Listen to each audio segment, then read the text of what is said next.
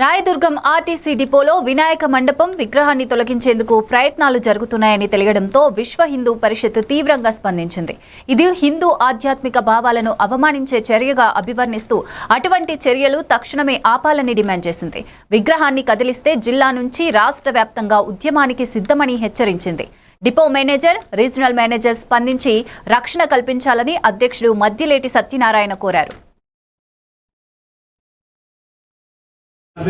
మద్దిలేటి సత్యనారాయణ, నేను విశ్వ హిందూ పరిషత్ అధ్యక్షులు రాయదుర్గంలో ఆర్టీసీ డిపోలో వెలిసిన వినాయకుని విగ్రహాన్ని తొలగించున్నారని చెప్పేసి మాకు సమాచారం వచ్చింది. గత కొన్నేళ్లుగా అక్కడ విగ్రహాన్ని ఏర్పాటు చేయడం జరిగింది. ప్రస్తుతం RTC depot manager, regional manager దాన్ని తొలగించాలని చెప్పేసి ఆదేశాలు ఇచ్చారని మాకు సమాచారం అందింది.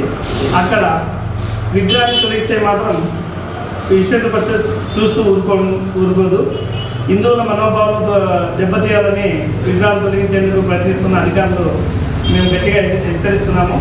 దయచేసి విగ్రహాల జోలికి పోతే మాత్రము జిల్లా వ్యాప్తంగా మా విశ్వ హిందూ పరిషత్ శాఖ ద్వారా పెద్ద ఎత్తున పోరాటం చేస్తాం. అవసరమైతే రాష్ట్ర ప్రభుత్వం దృష్టికి కూడా ఈ అంశాన్ని తీసుకెళ్తాం.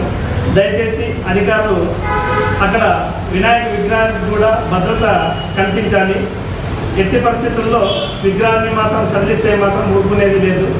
రాయదుర్గంలో హిందువుల మనోభావాలు దెబ్బతీసేందుకు కుట్ర జరుగుతూ ఉంది. అలా జరిగితే మాత్రం చూస్తూ ఊరుకోము.